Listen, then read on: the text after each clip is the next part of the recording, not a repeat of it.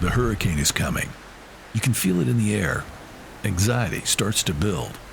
Pressure mounts. What is your plan of action? How will you navigate the storm? That's how it feels when you encounter a challenging supply chain crosswind. You seek to find the eye of the hurricane. That is where we live. Dunavant. Logistically speaking, we're at the center of it all. 1, 2, 3,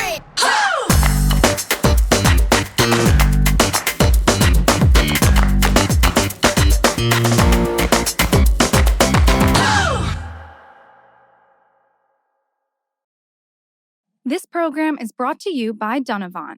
With more than 60 years of experience in logistics innovation, Dunavant is a family-owned business that has the knowledge to ensure global and domestic shipping practices are efficient and effective. Dunavant generates supply chain proficiency with outstanding, attentive, and expedient customer service.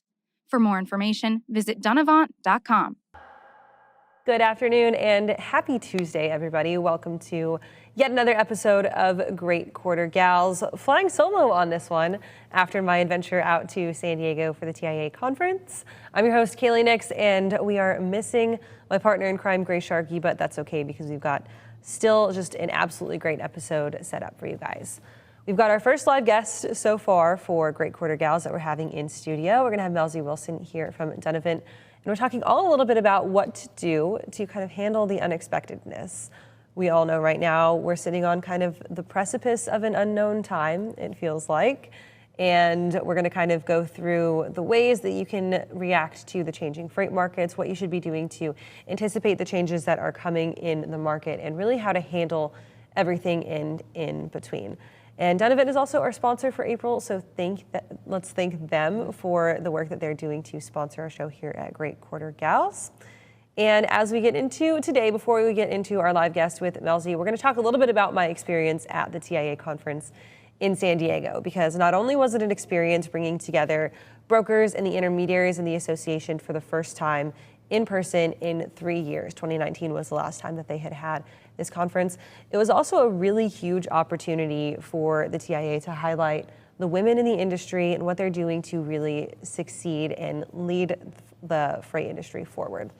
So let's go ahead and take a look at what happened at the TIA conference. First things first, we started off the second day of the conference. Technically, this was Thursday, with a great keynote speech from Melissa Arnott, who is an amazing leading lady in the mountain climbing and alpinist world.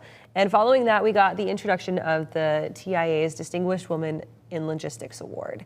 This award is super special to the group there. It's a partnership between both the TIA and the Women in Trucking Association, sponsored by truckstop.com. And so this is the picture of Kendra Tucker, who is the brand new CEO over at truckstop.com, giving that award away. And there were 4 candidates this year for that award, all just absolutely top-notch nominees. Those 4 candidates were Leanne Coulter, who's the Vice President of Freight Management over at Penske Logistics, Kim Littlejohn, who serves as the Senior Vice President and the Chief Information Officer for USA Truck. And she's in a really unique position as both a woman in leadership position on the freight side and also in the technology side. Erin Gaddis, who is the Chief Human Resources Officer over at ArcBest, and Nicole Glenn, who is the founder, CEO, and president over at Candor Expedite. The winners for this event, or the winner for this award this year, was Nicole Glenn.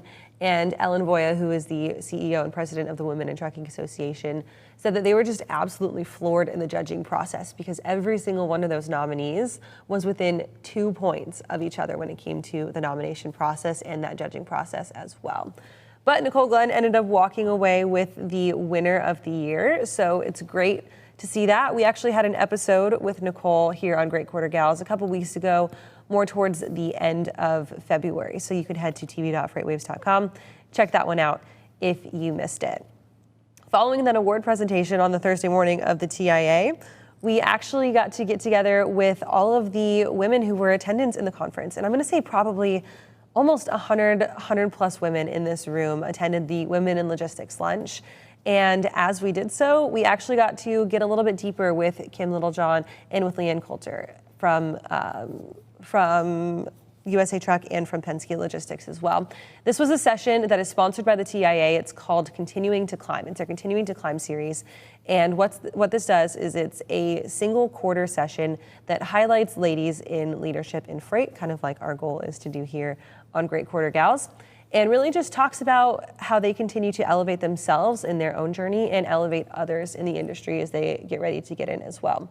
Really the point that hit home from Leanne and from Kim's comments was that while there's a lot of space for us in the industry still, we still have to be doing the work to provide both a safe space and also a proliferative space for women in the industry. It doesn't do enough for us just to be here. We've also got to do the work to make sure that we can succeed here and thrive here as a whole. So with that, we also have some comments from CEO and President of the TIA, Ann Reinke. I got to catch up with her on the exhibition floor, talking a little bit about what it means for everybody to be back in person once again. These are her thoughts on some of the Learning Lab sessions. They had over 70 Learning Lab sessions. Let's check it out. Thirst for knowledge. I mean, our industry is so pragmatic, but they also want to improve. And so it seems to me that the only complaint I've heard about the sessions is there's so many that they want to go to that they can't go to all of them. And for me, seeing the turnout, people have told me in the past that it was like having a big family reunion.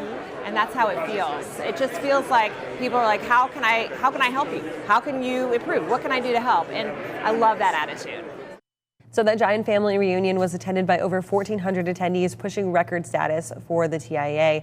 And TIA Chairman of the Board, Mike Riccio, said that it was pretty much the most exciting thing that he's done in the last few years coming out of COVID and moving into this in-person conference. So I'll be posting some highlights from that conference all throughout this week on my LinkedIn, on our social pages, and you can also catch some of those highlights as well from some of those companies on the exhibit floor. You find them on FreightWaves Now, kind of sprinkled in throughout the week. It's time now to welcome our live guest here with us today. We've got Melzie Wilson, and I'm so excited to have somebody in studio with me. I've been talking to Grace through the screen for now, going on 3.5 months of us doing this show. So Melzie, thank you for making the trip to Chattanooga. It's great to have you. And let's talk a little bit about what Dunavant does, what your guys' role is, and what you do for them. Okay. So I am Vice President of Global Logistics. I have operations in Memphis, where we're headquartered. I also am over our mobile operations, as well as Shenzhen, China. So you guys kind of have your foot in the door really in every sector of the logistics space. Let's talk a little bit about it. Everything from intermodal, ocean, air, asset-based, asset-light. You got it all. We're all over the board. If you need it, we got it. We have asset-based with trucking company warehousing. We have non-asset-based such as intermodal drayage services, trucking, FTL, LCL. We have import, export, customs brokerage, NVO, air freight, and we're so happy to see the success we're having with our cross-border Mexico operations that recently is thriving. It's amazing how the need is and how we're addressing the needs of our clients. So diversification is kind of the name of the game now when it comes to building and maintaining a successful company, right? If you're not diverse in what you offer your client base, if you're not looking for ways to grow and become diverse, you're going to find yourself kind of being left behind the curve and becoming obsolete. Let's talk about what it means for you guys to have so many different sectors and really how this kind of sets you guys apart as a company. Well, one thing that's really come to light, especially with the pandemic, in the supply chain, no two supply chains are alike. You know, your clients, whether there's a shipper or the importer or the exporter, they all have specific needs, and you have to address those. So when you have some fluidity or you're agile in your approach with the client, you have to depend upon the asset and the non-asset, and then partners. You know, many of us partner with other companies, other service providers, in order to be the strength for our clients. A lot of companies, and a lot of the word that we've used to describe these last 2 years has been unprecedented, right? We've never seen a time in the freight markets where it's been so volatile. We've never seen so much pressure coming from all of these different points on every sector of the supply chain. Do you think that unprecedented is a good way to describe this? And have you ever seen anything similar? Obviously not the same set of circumstances, but the same kind of circumstances that lead to the same kind of outcome. Right. Last year we were prepping for a paper to present to Congress and networking on the Hill in D.C. And one thing that we came across in the archives was one that we had put together in 2015. We thought then it was bad. We thought then that we had, the infrastructure was challenging, that the trucking shortage was awful, that demurrage was out of sight. And one of the quotes in there, it says that an importer has complained that they had paid over $100,000 in demurrage. That is nothing compared to what we see today. People are paying in the millions of dollars a year for demurrage and detention. It's unreal. So with this unexpectedness, there's kind of this need to be flexible in Yes. what you can offer your Right. clients if you're somewhere in that intermediary space or in the contract space or the client networking space, I guess you would say. But there's also a need to be flexible if you're a shipper. There's a need to be Yes. flexible if you're a carrier as well, especially as the market kind of swings back into the favor Right. of the shippers. Right. Can you talk a little bit about how to handle some of these unexpected events, whether that comes on a global scale like shutdowns in China once again, or that comes on more of a day-to-day unexpected Right. scale? So as we look at our ports now, let's look at ocean inbound. Right now we know that the ILWU is going through or starting their contract negotiations. So everybody's concerned. So especially on the West Coast, people are going into Canada, going into Mexico. So we're looking at those opportunities, but with the change and going off the West Coast, everyone else is doing the same thing. So you have congestion in Canada, you have congestion in Houston. So what we're looking at doing is offering other opportunities. Have you tried Mexico? Oh, I wouldn't go into Mexico. Try it. We've got the solution. So that's the thing is hearing those individual needs of the clients and then stepping back and going, okay, here are your options. These are proven options. They work for others. They may not work for you, but maybe a hybrid. Right. Other clients are saying, I don't care how you get it into the U.S., just get it there. Just get it there. I love that you provide that perspective of kind of the flexibility for your client. And I also think it's really interesting when you're talking about them saying, you know what, no, we don't want that, and presenting the alternative option. Right. How do you go about having those conversations with your clients? When you get told that no that first time, that we don't want to take that opportunity, what type of steps do you tell them, or what type of persuasion techniques, I would say, would you use to say, you know what, maybe give this a shot? I think when clients that we have now and clients we're seeing come in by referrals only. I mean, it's daily engagement that clients are coming to us or potential clients going, you solved the problem for X company. Can you do something similar for us? So I think it goes with, we're very a family-oriented company. And with that, we have that trust, that relationship we try to build with our clients, not just as a client, but as a family member, and that is what we have to do in order to have that trust that they have in us, that we have their back. We have their back. I love that. So let's get a little bit into kind of that family nature that you mentioned about the company as a whole. Yeah. Tell me a little bit about your journey and your story. How long have you been with them, and how did you get into your role of global operations? Well, initially I have been in the business for, I have to say it now, I've been just saying over 30 years, but it's 35 years. I've Which been is in the amazing, business, amazing in and of itself. Yes. So I've been in the business 35 years, and I've had such an honor to work with a lot of family-owned companies throughout my career. The vast majority of my career was with Mallory Alexander.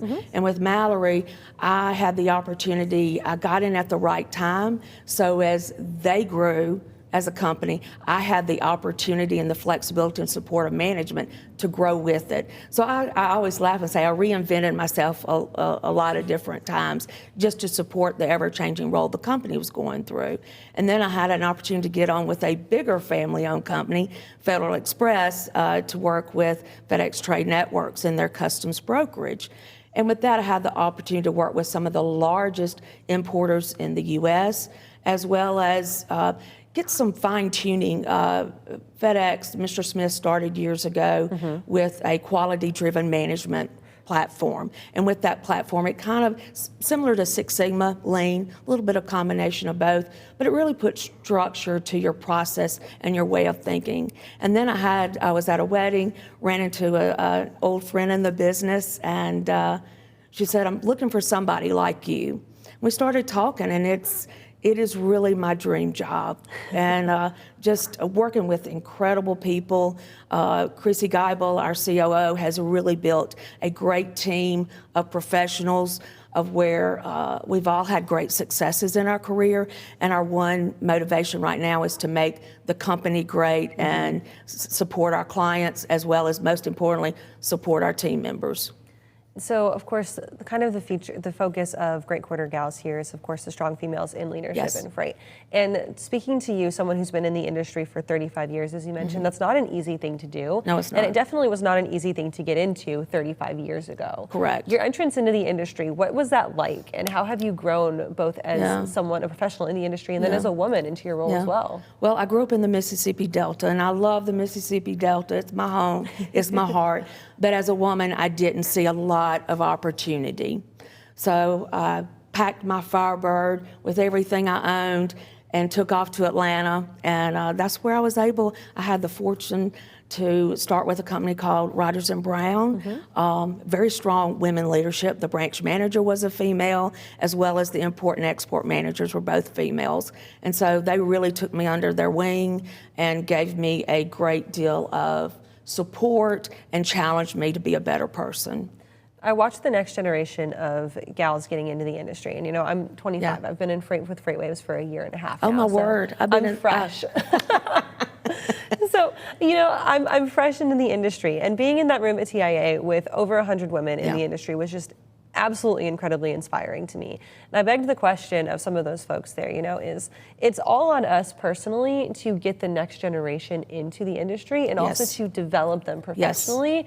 And I think that it's a company onus, but it's also a personal onus and a personal responsibility to us. Can you talk a little bit about your thoughts on developing women into the industry from kind of their fledgling, get yourself in to senior leadership roles? Yeah, they say that saying, what, the world is your oyster. Supply chain, there wasn't a word such as supply chain or a platform in the educational field. You learned it by the school of hard knocks. Right. You made a mistake, you learn not to do it again. But there's so many universities and community colleges, as well as, not everybody's cut out for college.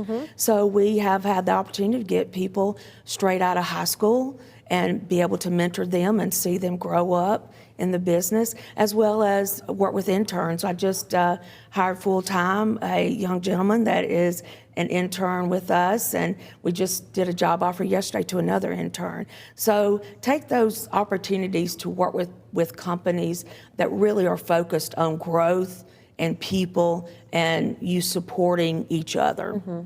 I love that. It's the one size does not fit all approach for getting into the industry. And I think in logistics and supply chain, it is so unique because we have that opportunity where, yes, your education is important, but sometimes your experience can be just as valuable. Right, it is. It really is. And it's like anytime, I know in our organization, I told Chrissy the other day, one of my team members said, Chrissy's been so great. She sat down and she explained something to me.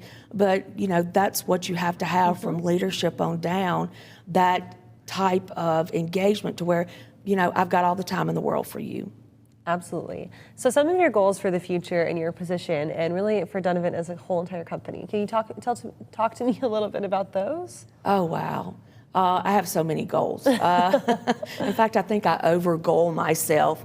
But I'm guilty of that. Yes. But I think it's for my team. I want to see the growth of my team members. I've really got a great level of management up under me, as well as a team, and I want to see them grow in the business. I want them, when I first came on board, and as I bring new people on board, what is your goal and aspiration? You may be doing something that it's a job, but I don't want it to be just a job. Right. I want you to have the same enjoyment I do because I found my dream job. Yeah.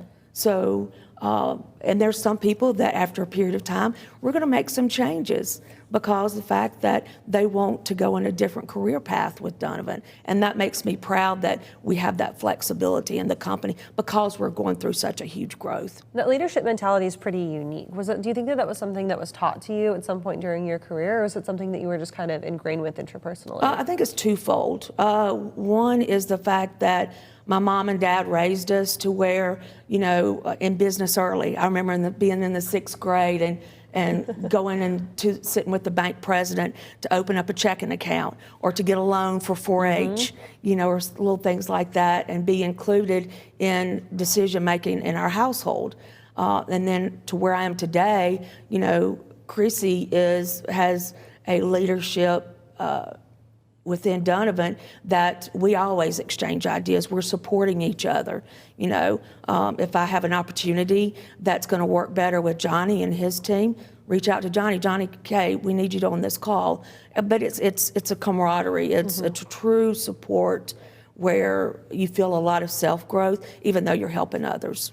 Do you find any challenge or any pressure, stigma from being a woman in leadership, a woman who grew up in the South, was born in the Mississippi Delta, decided to get out and, you know, chase a dream no matter what that was? Do you feel kind of any pressure, stigma to do really a good job and almost prove yourself? Yes, I think it was more so in the earlier years, but with experience comes credibility. Right. You know, and I don't just have my work job that gives me a paycheck. I'm very involved with the National Customs Brokers and Freight Forwarders of America.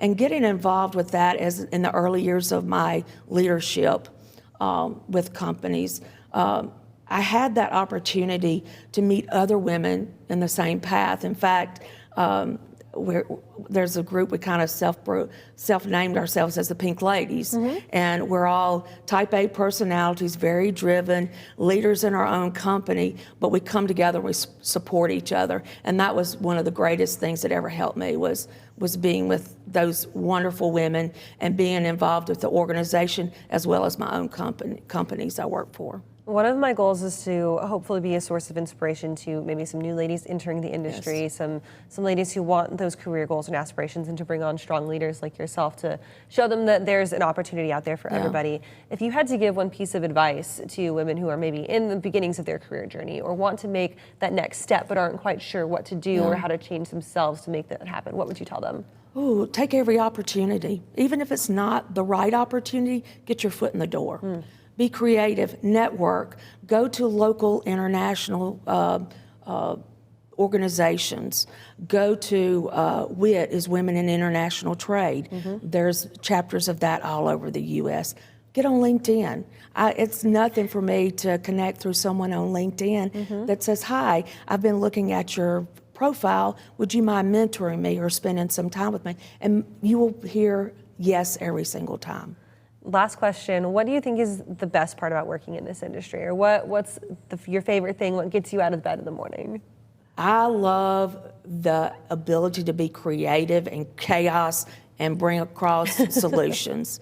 There's so many opportunities out there, and I get bored very easily. So one thing for sure, I have not been bored in a long time. Not at least in the last 2.5 years, that's for sure. Yes, yes. Calm in the chaos is definitely something that I think that we all appreciate these days. If people maybe want to get in touch with you, learn some more about the Pink Ladies, learn some more about Ladies in Leadership overall, learn more about Dunavant, where can they go to do that? You can hit me up on LinkedIn, Melzie Wilson. You can go on Facebook, which it's mostly social there, so but LinkedIn. But also you can contact me at Melzie, melzie.wilson@dunavant.com.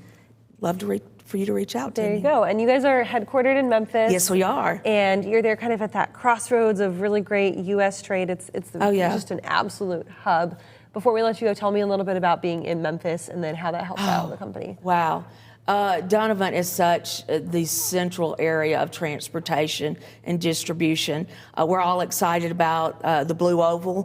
Ford is opening up a plant outside of Memphis. So just the opportunities there. We already have a footprint, but the opportunities to have new footprints is incredible. Absolutely, Melzie. Well, thank you so much for joining us on Great Quarter Gals today. Great to have you again.